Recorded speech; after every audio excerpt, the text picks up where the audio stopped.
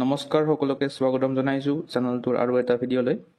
আজিৰ এই ভিডিঅ'টিত আমি আজি 30 মাৰ্চত হৈ যোৱা DME নন টেকনিকেল এক্সামৰ এনচাৰ কিখিনি ডিছকাছ কৰিম। ইংলিছ জিকে আৰু জেনেৰেল সায়েন্সৰ গোটেইখিনি 40টা প্ৰশ্নই আমি ডিছকাছ কৰিম। গতিকে বলক ভিডিঅ'টো আমি আৰম্ভ কৰোঁ। প্ৰথমে আমি ইংলিছৰ কুৱেশ্যনখিনি ডিছকাছ কৰিম। প্ৰথমটো হৈছে what is the past tense of speak. স্পীকৰ পাষ্ট টেন্সটো আমাক ক'বলৈ গৈছে। শুদ্ধ উত্তৰটো হ'ব অপশ্যন বি স্পক। স্পীকৰ পাষ্ট টেন্সটো হৈছে স্পক। চাওক প্ৰেজেণ্ট টেন্সটো স্পীক্স হয়, পাষ্ট টেন্সটো স্পক হয় আৰু পাষ্ট পাৰ্টিচিপলটো স্পকেন হয়। তো স্পকটো শুদ্ধ উত্তৰ হ'ব। কুৱেশ্যন নম্বৰ 2টো হৈছে fill in the blank with correct pronoun. শুদ্ধ প্ৰনাউনটো আমাক বিচাৰিব দিছে। The presents are for you and dash. তো ইয়াৰে শুদ্ধ উত্তৰটো হ'ব option A me. The presents are for you and মিটো শুদ্ধ হ'ব। কুৱেশ্যন নম্বৰ 3টো হৈছে fill in the blanks with correct preposition. এতিয়া শুদ্ধ প্ৰিপজিশ্যন কোনটো হয় আমাক উলিয়াব দিছে। She sat dash the fire and told me a tale. তো ইয়াৰে শুদ্ধ উত্তৰটো হ'ব অপশ্যন ডিটো শুদ্ধ হ'ব। She sat by the fire and told me a tale. Question number 4টো a person who eats human flesh is called. যিবিলাকে মানুহৰ মাংস খায় তাক কি বুলি কোৱা হয়। সেইটো শুদ্ধ হ'ব অপশ্যন বি কেনিবেল বুলি কোৱা হয়। A person who eats human flesh is called cannibal. Question number 5টো হৈছে complete the proverb with the correct word given below. Better late than dash. তো ইয়াৰে শুদ্ধ উত্তৰটো হ'ব option B never. Better late than never. Question number 6টো হ'ব which of the following is correct. তলৰ কোনটো শুদ্ধ হ'ব। A hedge of flower, a soul of flower, a bouquet of flowers নে a pride of flowers. শুদ্ধ হ'ব option চিটো এ বুকেট অফ ফ্লাৱাৰ। ফুলৰ বুকেট বুলি কওঁ আমি, তো বুকেট অফ ফ্লাৱাৰ্ছটো শুদ্ধ হ'ব। 7টো হৈছে হোৱাট ইজ দ্য চিননিম অফ ফ্ৰেটাৰ্নিটি। ফ্ৰেটাৰ্নিটিৰ কোনটো সমাৰ্থক শব্দ হয়। ফ্ৰেটাৰ্নিটিৰ অৰ্থটো হৈছে ভাতৃত্ববোধ। তো ইয়াৰে শুদ্ধ উত্তৰটো হ'ব অপশ্যন এ ব্ৰাদাৰহুড, যাৰ অৰ্থ হৈছে কি ভাতৃত্ববোধ। ব্ৰাদাৰহুড ফ্ৰেটাৰ্নিটি দুয়োটা একে হ'ব। তো কুৱেশ্যন নম্বৰ 8টো হৈছে what is the opposite gender of weed'. বিপৰীত লিংগ কি হয় উইডৰ। বিধৱাৰ বিপৰীত লিংগটো আমাক সুধিছে। তো হ'ব অপশ্যন ডি উইডাৰ। বিধৱা মহিলাক উইড' বুলি কোৱা হয় আৰু পুৰুষক কি বুলি কোৱা হ'ব উইডৱাৰ বুলি কোৱা হ'ব। কুৱেশ্যন নম্বৰ 9টো হৈছে what is the superlative of modern. মডাৰ্ণৰ ছুপাৰলেটিভ ডিগ্ৰীটো আমাক ক'বলৈ গৈছে। তো শুদ্ধ উত্তৰটো হ'ব অপশ্যন বি মষ্ট মডাৰ্ণ। মডাৰ্ণৰ ছুপাৰলেটিভ ডিগ্ৰীটো হ'ব most modern. Question number 10 what is the antonym of best. বেষ্টৰ বিপৰীত শব্দ আমাক ক'বলৈ দিছে। তো ইয়াৰে শুদ্ধ উত্তৰটো হ'ব অপশ্যন চিটো শুদ্ধ হ'ব C worst.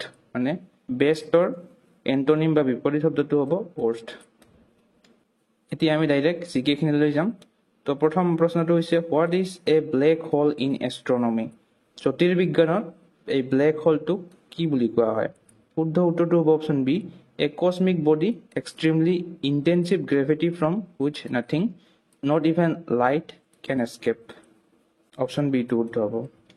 Question number 22 the earth rotates around its axis. অৰ্থাৎ পৃথিৱীয়ে নিজৰ অক্ষত কোনটো দিশৰ পৰা কোনটো দিশলৈ ঘূৰে বুলি আমাক সুধিছে। তো ইয়াৰে শুদ্ধ উত্তৰটো হ'ব option B west to east. অৰ্থাৎ পশ্চিমৰ পৰা পূবলৈ পৃথিৱীয়ে নিজৰ অক্ষত ঘূৰে। চাওক পৃথিৱীয়ে এনেকৈ ঘূৰে পশ্চিমৰ পৰা পূবলৈ। কুৱেশ্যন নম্বৰ 23টো Angami tribe is a domicile of which state. অৰ্থাৎ এই আংগামী ট্ৰাইবটো কোনখন ৰাজ্যৰ ডমিচিয়েল হয়। শুদ্ধ উত্তৰটো হ'ব অপশ্যন ডি নাগালেণ্ড। আংগামী ট্ৰাইবটো নাগালেণ্ডৰ এটা জনজাতি হয়। কুৱেশ্যন নম্বৰ 24টো হৈছে on the bank of which river the Greek emperor Alexander the great fought with king Porus. Alexander আৰু পৰাছৰ যুদ্ধ কোনখন নদীৰ পাৰত হৈছিল। তো ইয়াৰে শুদ্ধ উত্তৰটো হ'ব অপশ্যন এ ঝেলাম। এই যুদ্ধটোক দ্য বেটল অফ ঝেলাম বুলিও কোৱা হয়। চ' উত্তৰটো হ'ব option A Jhelum. Question number 25 which of the following plays was not written by Kalidas. অৰ্থাৎ কালিদাসৰ দ্বাৰা কোনখন এই চাৰিখনৰ কোনখন তেওঁ লিখা নাই। অভিজ্ঞানম শকুন্তলমখন কালিদাসে লিখিছিলে, বিক্ৰম মোৰ ভাষ্যমখনো লিখিছিলে আৰু এই মলভিকাগ্নি মিত্ৰমখনত কালিদাসে লিখিছিলে। তো শুদ্ধ উত্তৰটো হ'ব অপশ্যন চি এইখন কালিদাসে লিখা নাছিলে। স্বপ্ন বাসৱদত্তম এইখন ব্যাসদেৱে লিখিছিলে। Question number 26 to is during which rule was the Grand Trunk Road built? সকলে জানো Grand Trunk Road to কাৰ ৰাজত্বকালত নিৰ্মাণ কৰা হৈছিলে? শুদ্ধ উত্তৰটো হ'ব অপশ্যন এ শ্বেৰ শাহ ছুৰী। শ্বেৰ শাহ ছুৰীৰ ৰাজত্বকালত এইটো Grand Trunk Road to নিৰ্মাণ কৰা হৈছিলে। Next question number 27 to is where was the head office of Indian National Army or Azad Hind Fauj located? সুধিছে যে আজাদ হিন্দ ফৌজৰ হেড অফিচটো ক'ত আছে, মুখ্য অফিচটো ক'ত আছে?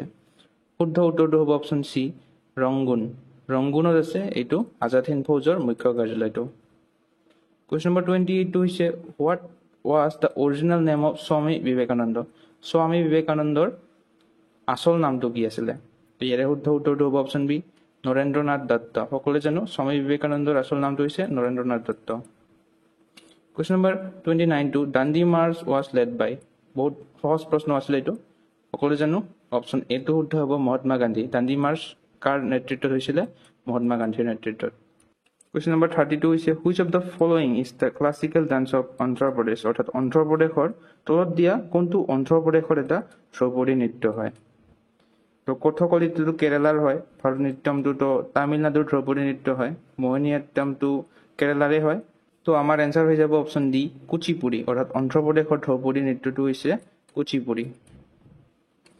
31 টো হৈছে who among the following is known as the father of Indian constitution? বহুত সহজ প্ৰশ্ন এইটো, আমি প্ৰায় পাই থাকোঁ। শুদ্ধ উত্তৰটো হ'ব option C doctor B R Ambedkar.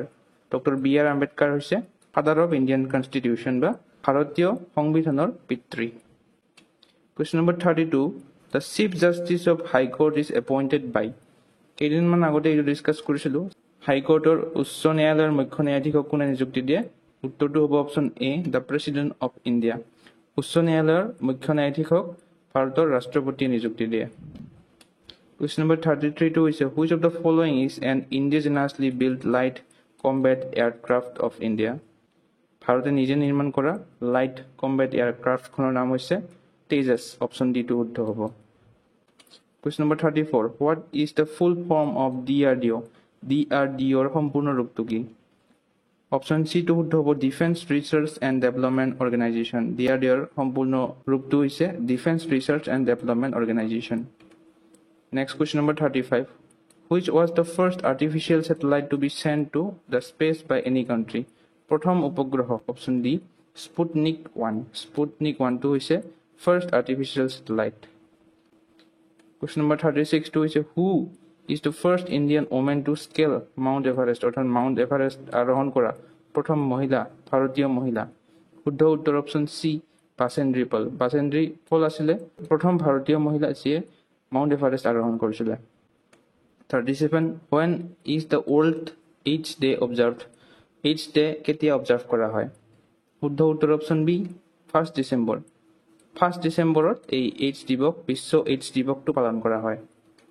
Question number 38 the French Open is an tournament played for which of the following sport? অৰ্থাৎ এই ফ্ৰেঞ্চ অপেনটো এটা টুৰ্ণামেণ্ট কোনটো খেলৰ সৈতে জড়িত আমাক সুধিছে। তো উত্তৰটো হ'ব option C lawn tennis.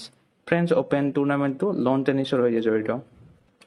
Question number 39 what is the capital of Pakistan? পাকিস্তানৰ ৰাজধানী কি আমাক সুধিছে। বহুত সহজ, সকলোৱে জানো অপশ্যন বিটো শুদ্ধ হ'ব ইছলামাবাদ। পাকিস্তানৰ ৰাজধানী হৈছে ইছলামাবাদ। নেক্সট কুৱেশ্যনটো হৈছে 40 what is the official currency of Japan? বা জাপানৰ মুখ্য মুদ্ৰা কি? শুদ্ধ উত্তৰটো হ'ব অপশ্যন বি য়েন। জাপানৰ অফিচিয়েল কাৰেঞ্চিটো হৈছে য়েন।